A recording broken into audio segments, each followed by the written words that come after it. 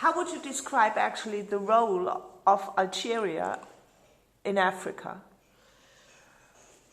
Algeria is starting to coming back as, let's say, just coming back, because again, we have to put Algeria in the context.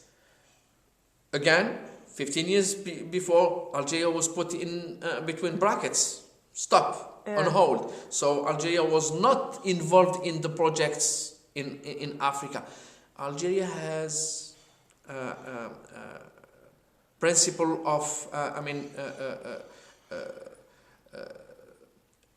Algeria is one of the countries that defends African poor countries and help poor countries, and Algeria wants to come back again to help them. To help them. I mean, if there is such a lot of money, I mean, it would actually make more sense bringing in Algerian money to say, let's say, into West Africa, than then ask Western Chinese or Chinese. Whatever. This is I think more than I think, this is one of the challenges, the future challenges of Algeria, and that's why. Are you going to see this? I think yes. And why? At some stage, because there was.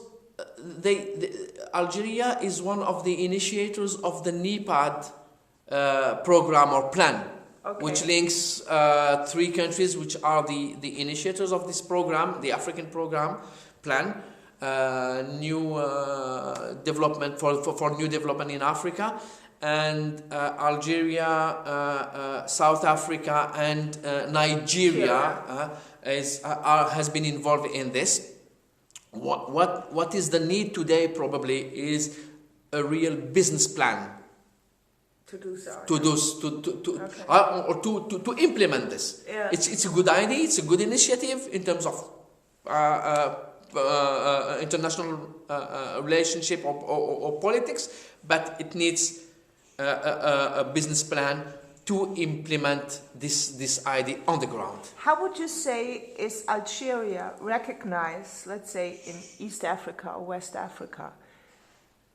Do you think Tanzanian people, Kenyan people, or from Ghana, do they see Algeria, do they at least see these northern countries as part of it? They see Algeria, they just, I think, this is my view, I think that this kind of countries, Kenya, the so far countries from the north, they see Algeria as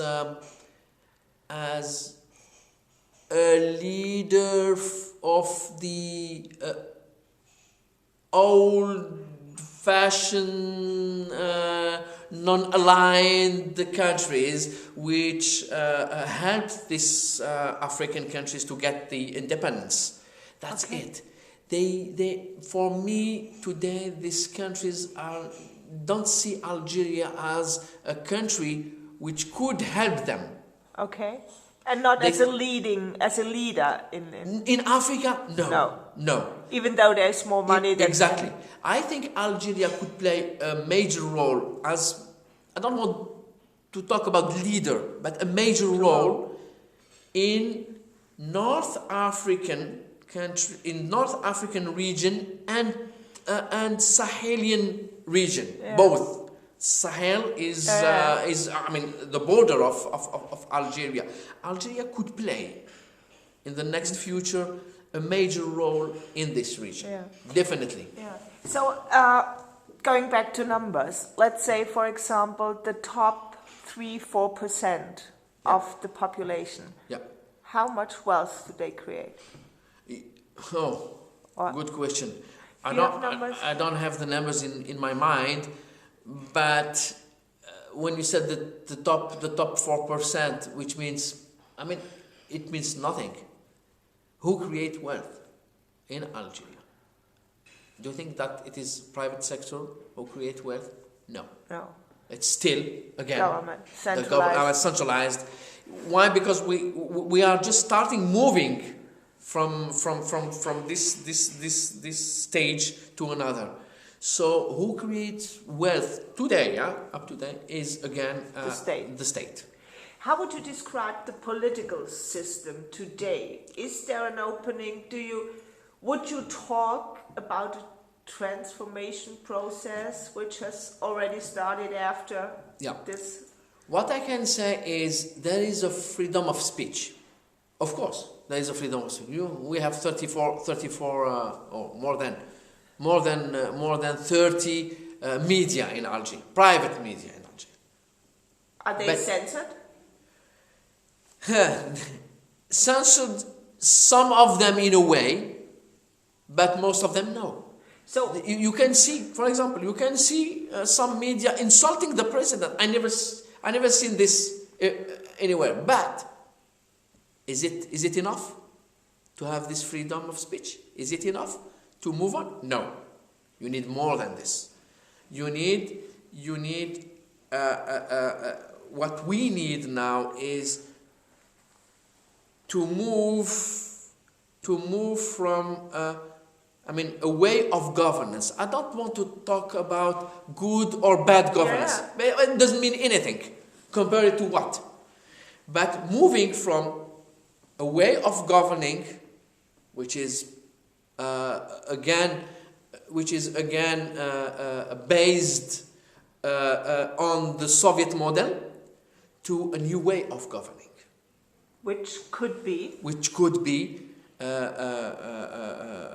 more freedom of speech, but also, which is not sufficient, but also how to take the decision, how to make the decision, how the decision-making process could be not supported, but create, or the political elite could create a framework of dialogue between the leaders, the political leaders, or the decision makers, as we call it in Algeria, and the people and the civil society through different platforms.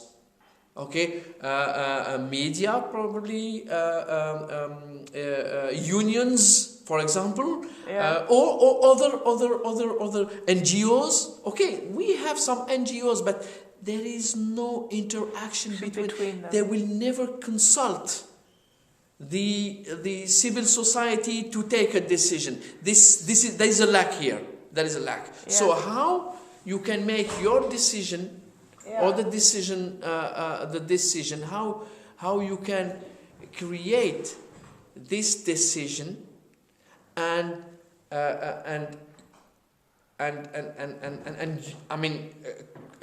listen to the ground. Yeah. In economic, in two areas, in the economic field, but also in the political field.